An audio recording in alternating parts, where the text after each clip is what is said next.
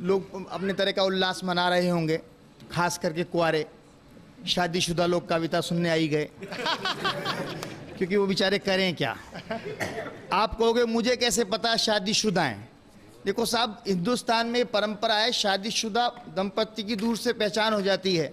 महिला की पहचान है कि उसके गले में मंगलसूत्र लटका होता है। पुरुष की पहचान है कि उसका मुंह मंगलसूत्र की तरह लटका होता है। बहुत अच्छे। तो इन लटके हुए मंगलसूत्र और मुंह को प्रणाम करता हूं। हम पूरा साल भारतीय परिवेश में ऐसा बांट के रखते हैं, त्योहार भी अपने हिसाब से बना रखें। आप कहोगे पति पत्नी की एक पहचान ये भी है सामूहिक। अब bus stand, airport, railway station, कहीं भी चले जाइए, महिला पुरुष लड़ रहे हों, समझ लो पति पत्नी हैं। हंस के बात कर रहे हो, समझ लो उसकी नहीं है। आदमी अपनी पत्नी से कभी हंस के नहीं बोलता है, कभी नहीं बोलता है साहब। ये हमारे अनुष्ठान है। मेरी पत्नी बोली जी 3 बज गए, अपन लड़े ही नहीं। मैंने कहा लड़ाई को मार जूती। वो बोली जूती मारना अपनी माँ को, और हो गए शुरू। तो हम तो पूरे वर्ष, पूरा वर्ष कैसे बनाते हैं?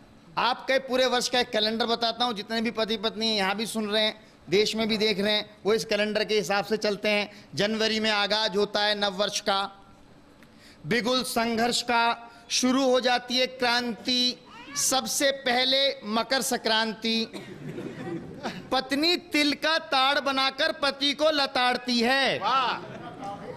मकर संक्रांति पे पत्नी तिल का ताड़ बनाकर पति को लताड़ती है, और 26 जनवरी पर अपने अधिकारों का झंडा पति की छाती पर गाड़ती है।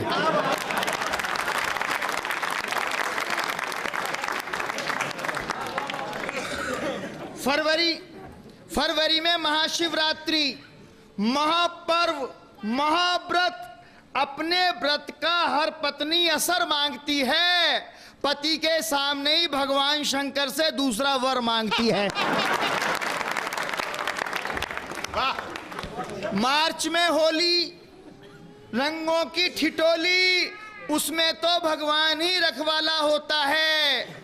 पत्नी लाल पीली, पति का मुंह काला होता है। अप्रैल में पति बनता है अप्रैल फूल। मई में मजदूर दिवस। जून में जून खराब होती है। अच्छा है। और पति की हालत में जुलाई पे ये घटाएं भी रोती हैं। अगस्त में रिश्तों का क्रंदन होता है। उन्हीं सब महीनों में त्योहार आते हैं और आप देखिए क्या मजा आता है। अगस्त में रिश्तों का क्रंदन होता है। पति की जान को सबसे बड़ा रक्षाबंधन होता है। जब पत्नी के भाई आकर छाती पे मूंग दलते हैं। 15 अगस्त स्वतंत्रता दिवस के दिन हर पति के मन में आजाद होने के अरमान पलते हैं। सितंबर में गणपति बप्पा मोरिया, गण के साथ पति लगा है इसलिए विसर्जन हो रिया। हर पति रो रिया। अक्टूबर में डांडिया, आप सब खेलते हैं। अक्टूबर में डांडिया, नजारा सीधा सट है। पति पत्नी नाच रहे हैं और हाथ में लठ है। लठ की दहशत कुछ करने नहीं देती है। पति पत्नी नाच रहे हैं, हाथ में लठ है। लठ की दहशत कुछ करने नहीं देती है। पत्नी जीने नहीं देती है, करवा चौथ मरने नहीं देती है। अच्छा है। नवंबर में दिवाली, और दिवाली का धमाका। पत्नी कभी फूलझड़ी, कभी पटाखा, कभी बम, कभी रेल, झेल सके तो झेल। हर पति झेलता है। दिवाली के चक्कर में पत्नी आग से खेलता है। और अंत में दिसंबर में वो भक्ति भाव में घूम जाता है। 25 दिसंबर को चर्च में जाता है, मत्था टेकता है, लेकिन वहां भी ईसा मसीह को सूली पे चढ़ा हुआ देखता है।